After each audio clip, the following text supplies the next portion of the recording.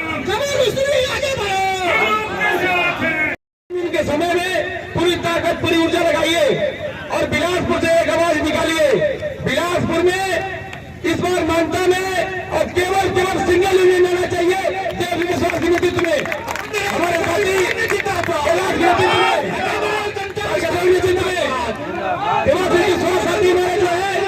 इन्होंने कहा था इस बार आपके एससीआर में केवल सिंगल यूनियन आएगी, उसका चुनाव सिंटेबल है।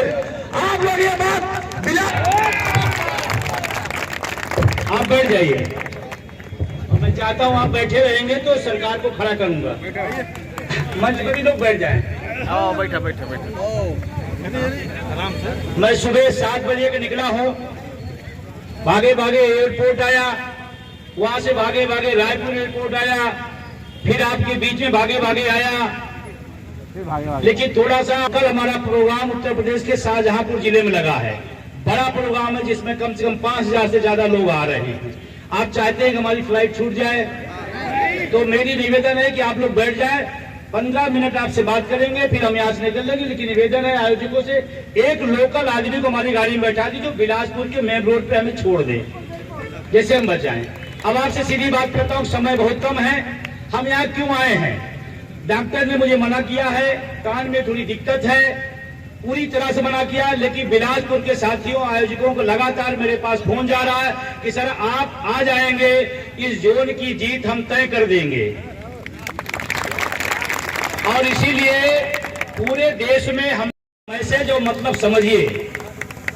और देखिए, जब ताली बजाइए तो जम के बजाइए, चिटिर पिटिर नहीं बजाइए।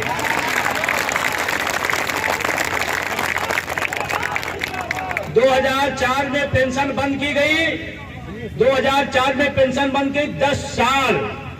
10 साल लोग ऐसे चिटिर पिटिर बताते रहे थे, पेंशन मुद्दा नहीं बन पाया। आज देश का सबसे बड़ा मुद्दा पुरानी पेंशन बना है, वो एनएमओपीएस और आप सहयोगियों के। आपके लिए महत्वपूर्ण क्या है? कितने लोग यूपीएस का समर्थन करते हैं? यूपीएस का कोई एक व्यक्ति? रेल के लोग हैं, ऐसा तो नहीं दूसरे लोग हैं? नहीं, लोग बताते फर्जी लोग आ रहे हैं विजय बंधु के साथ में। आप रेल के ही कर्मचारी है ना? क्या यूपीएस रेल के है? यूपीएस का समर्थन कोई करता है? ओपीएस कितने लोग चाहते हैं? और आपका एक नेता घूम घूम के बता रहा है यूपीएस अच्छी है। 72 साल का बूढ़ा ओपीएस का मजा ले रहा है, मलाई खा रहा है, और हमें कह रहा है नौजवानों को आप चटनी खाओ। सोचने वाली बात है। मतलब जो खुद ओपीएस का आनंद ले रहे हैं वो यूपीएस की तारीफ कर रहे हैं। ऐसे लोगों को रेल से बेदखल अगर आप नहीं करेंगे, आपका बुढ़ापा नरक हो जाएगा। ये बात जब मैं बोलता हूं तो बहुत बड़ी दुश्मनी लेता हूं, बहुत बड़ी दुश्मनी, क्योंकि बहुत ताकतवर लोग हैं, सत्ता के नजदीक लोग हैं, संसाधनों से मालामाल हैं, लेकिन हम मजदूरों की बात है। मैं साफ साफ कहना चाहता हूं, दोनों मान्यता प्राप्त लोगों ने इस देश के नौजवानों के साथ कुठाराघात किया है। दोनों मान्यता प्राप्त, भ्रम में न रहिएगा। बातें चाहे जो हो रही, लेकिन मैं आपको बता रहा हूं, दोनों प्रधानमंत्री के बगल खड़े होकर साल उड़ा रहे थे। वो साल उनको उड़ा रहे थे और इन नौजवानों के बुढ़ापे को एक नई चादर पर दफन कर रहे थे। ये यूपीएस है, ये यूपीएस है। कुछ लोग उनके लोग हमारे पास संपर्क में आते हैं, सर मैं उनके साथ उनके संगठन में हूं, लेकिन मेरे नेता ने गड़बड़ किया है। तो मैं उनसे सवाल करना चाहता हूं, आपके पिता आपको घर में थाली में खाना देने के बाद उसमें आपके सामने जहर डाल दे और पिताजी कहें खा लो, आप खाओगे? माता जी कहें खा लो, खाओगे? क्योंकि आपको पता उस थाली में जहर है। हम माँ बाप की बात अपने जीवन के लिए काट देंगे, तो संगठन और बुढ़े नेताओं की क्या औकात है जिनकी बात हम नहीं काटेंगे। हमारे साथ कुठाराघात हुआ है, देश के लाखों कर्मचारियों के साथ कुठाराघात हुआ है। एनपीएस बुरी थी, यूपीएस महाबुरी है। यूपीएस एनपीएस घोटाला था, यूपीएस महाघोटाला होगा। हमें इसे स्वीकार नहीं करेंगे। और जो हमारे बीच में तारीफ करने आएगा, उसे पहला सवाल करना, आप ले रहे हो क्या? आप लोगे क्या? जो नेता भाषण दे रहे हैं, एक बार मेरे साथ डिबेट में बैठे थे, टीवी डिबेट में, हमने इतने पूछा एनपीएस जब लागू हुआ तो कौन संगठन का नेता उसमें सिग्नेचर किया? ट्रस्टी कौन था? एनपीएस आया, 20 साल हमारे बीच है। जॉर्ज फर्नांडिस का नाम सुना है? और तमाम ऐसे लोग थे जो रेल के साथ खड़े हुए, उन्हीं की यूनियन के लोग, उन्हीं की यूनियन के जेपी साहब अध्यक्ष थे, उनके संगठन के अध्यक्ष थे। तब आप ये बात नहीं कही, तब तो गौरव की बात कह रहे हैं। भगत सिंह पंजाब के थे, उन्होंने पूरे देश के लिए आजादी क्यों मांगी? पंजाब के मांगते, उन्होंने कहा पूरा देश आजाद होना चाहिए, हमारा भाई कष्ट में है, चाहे जिस विभाग का होगा, विजय बंधु उसके साथ खड़ा नजर आएगा। यूपीएस को आप मोटा मोटा समझिएगा। यूपीएस क्या है? एक ट्रैकमैन है, एक लोको पायलट है, एक जो भी रेल का विभाग का कर्मचारी छोटा सा छोटा होगा, उसकी 25,000 30,000 तनख्वाह है। 40 साल अगर नौकरी करेगा, 10% के हिसाब से देख लेना, 30,000 तो 3,000 रुपए 10% कटेगा। 40 साल करेगा, 30-40 लाख रुपए उसका हो जाएगा। यूपीएस में क्या कहा गया कि 10% हम रख लेंगे, उसके बदले क्या देंगे? आपके लास्ट वेतन का 6 महीने का वेतन दे देंगे। 1 लाख आपका वेतन होता तो आपका 6 लाख हुआ, और आपका टोटल 10% जिंदगी कितना हुआ? 30 लाख। 30 लाख रख करके 6 लाख पकड़ा दे रहे हैं और करे ताली बजाओ, मास्टर स्ट्रोक मारा है हमने। ये मास्टर स्ट्रोक है।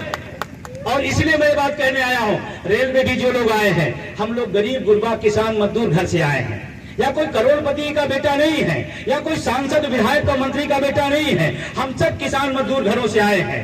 हमारे लिए नौकरी कितनी यहां में हम जानते हैं। मैं सच बताऊं, जहां हमारे आपके माँ बाप थे, उससे भी 10 गुना पीछे चले जाएंगे, क्योंकि उनके पास 5 भाई थे, 5 भाई 10 बीघा थे, 2 बीघा खेत था। हम 3 भाई हो गए, 1 बीघा भी खेत नहीं होगा। अगर नौकरी नहीं होगी तो हमारी लाइफ स्टाइल जो आज भी थोड़ी बहुत है वो बेकार हो जाएगी। वर्तमान सरकार नौकरी नहीं देना चाहती, वर्तमान सरकार नौकरी विरोधी है। मैं खुल्ला इस रेलवे के कैंपस में कह रहा हूं, क्योंकि 3 लाख से ज्यादा पद रेलवे में खाली है। अगर वो 3 लाख पद भरे जाते, हमारे भाई का, हमारे गांव का, हमारे चपरासी का कोई न कोई बेटा 3 लाख पदों पे आता, उसकी भी अच्छी जिंदगी जीती। विधायक और सांसद का 1 सीट खाली हो, बता दीजिए, 1 सीट खाली हो। अभी चुनाव हुआ था लोकसभा का, 543 सीटों का, सारी सीटों का चुनाव, 1 साल खाली नहीं है। आपकी 1 सीट खाली नहीं हो सकती। हमारे नौजवानों के 3-3 लाख पद से ही भी खाली है रेलवे, 3 लाख पद खाली है। इसका क्या मतलब कि 3 लाख परिवारों में जो उजाला आता, वो अंधेरे में जी रहे हैं। और तब जब सड़कों पर रोज बेरोजगार लोगों की लाइन लगी है, तब पद खाली है। रोजगार विरोधी सरकार है और मान्यता प्राप्त संगठन उनके दरबारी लोग हैं। रेलवे की बदतर हालत में करने में सरकार जितना योगदान है, उससे ज्यादा दोनों मान्यता प्राप्त संगठन जिम्मेदार हैं। मैं दावे के साथ कह रहा हूं, आपके तमाम भत्ते कटे या नहीं कटे? अगर रेल के मान्यता प्राप्त मजबूत है तो हमारे भत्ते कटते। 17 महीना का जो भत्ता, जो डीए हमारा था कोरोना में, जिन घरों के माँ बाप मरे, उनके बेटे छूने को तैयार नहीं थे, नर्स और डॉक्टरों ने उनका इलाज, उनको दवा देने का काम किया। ये सरकारी कर्मचारी ने करके दिखाया। हमें तो गर्व होना चाहिए था कि इस देश को, समाज को बचाने का काम रेल कर्मचारियों ने, देश के कर्मचारियों ने किया। उस समय प्रधानमंत्री को तो हमारा भत्ता 2 देना चाहिए था, डीए 2 करना चाहिए था, प्लस पुरानी पेंशन की सौगात देना चाहिए था। ये हमने करके दिखाया है। अगर मैं गलत बोलूं बताइए आप।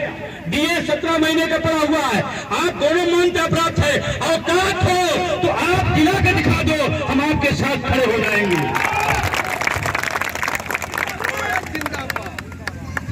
पिछले 20, 25, 30 सालों से रेल बदहाल पहुंच गया। मैं आपको बताना चाहता हूं, जब तमाम कर्मचारी नेता और तमाम विभाग के लोग लड़ते थे तो रेल की तरफ देखते थे। रेल के लोग अगर हम कार भर देंगे, हमें भी मिल जाएगा, ऐसी भावना आपने भी सुना होगा। रेल खड़ा हो जाएगा तो देश खड़ा हो जाएगा।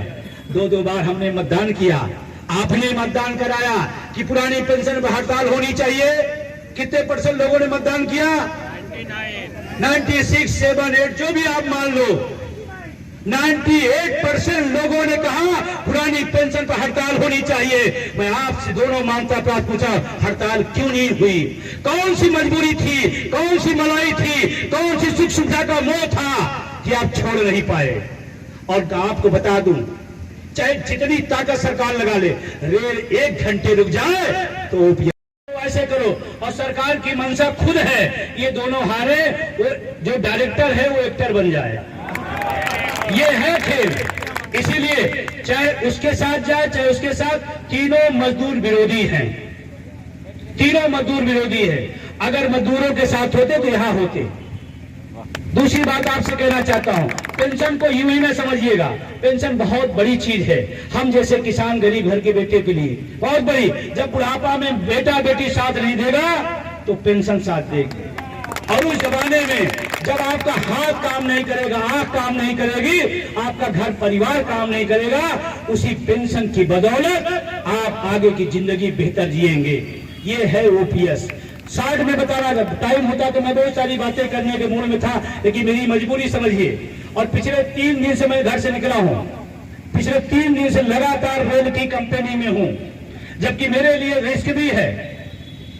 एक तो गिफ्ट में हमने दुश्मन बड़ा पैदा कर लिया आपके साथ खड़े होकर के, और हम पूरे देश में हमारे नाम ले रहे हैं, वो विजय बंधु, वो विजय बंधु, वो विजय बंधु, पता नहीं क्या। हमने उनका ना दिल्ली वाला आवास कब्जा किया, जयमाला। वो विजय बंधु जब आएंगे तो सरकार अपना काम करती है, वो कोई चिंता नहीं है। आवाज जा रही है ना, पीछे तक जा रही है ना, सड़क तक जा रही है ना। अरे विजय बंधु की आवाज दिल्ली तक जाती है, आप इसकी चिंता न करिए। वो दिल्ली में भी जयमाला लगाए थे, क्योंकि लाइव के लोग यहाँ आए होंगे तो उन्होंने सूचना दिया कि विजय बंधु जी आ गए हैं, बात न पहुंचने पाए, सोशल मीडिया पे न जाने पाए। अरे लाइव देता हूं, हम भी एनपीएस में हैं, उनका कद भी टूटता है। आप बस आपसे एक निवेदन जो करने आया हूं स्पेशल, आपका चुनाव चिन्ह क्या है? क्या है? और कुर्सी के सामने टेबल अगर रखा रहता है तो खूबसूरत लगता है। इधर देखिए खूबसूरत लग रहा, उधर है ही नहीं है। और हम चाहते हैं कि उधर भी टेबल लगे, लगेगा ना? मेरा बीमारी की हालत में आना सार्थक करेंगे नहीं करेंगे? और नौजवानों डरना नहीं। कुछ लोग होते हैं तंत्र उनका कर्कश ऐसे होता है, वो डरवाते हैं, पोस्टिंग यहाँ कर देंगे, निलंबन कर देंगे, वेतन रोक देंगे। आज भी बहुत सारे लोगों को रोकने का प्रयास किया गया, आज भी किया गया, मेरे पास सूचना है बहुत लोगों को तमाम तरीके से। लेकिन ध्यान रखना, हम भगत सिंह के खून हैं, चंद्रशेखर के खून है, उस फौलादी सरकार से उन्होंने लड़ा। तुम किस खेत की मूली हो? तुम आज से लड़ेंगे और जीतेंगे। भैया संघर्ष करो, भैया संघर्ष करो। आपसे एक निवेदन, आप अपना वोट दीजिएगा, आप अपना एक वोट दीजिए, इतने से काम नहीं चलेगा। आज 1 2 दिन 3 दिन जो बचे हैं, एक आदमी को फोन करिए, देश के किसी कोने में हो, जो जहां अपनी यूनिट लड़ रहे हैं उसके साथ बोलो कि भाई आप खड़े हो। 3 को छोड़ करके, एक डायरेक्टर और एक्टर को छोड़कर खड़े हो जाना। आप फोन करो, मैसेज करो, सोशल मीडिया पर लिखो, क्योंकि ये लड़ाई आपकी है। अगर आप चूक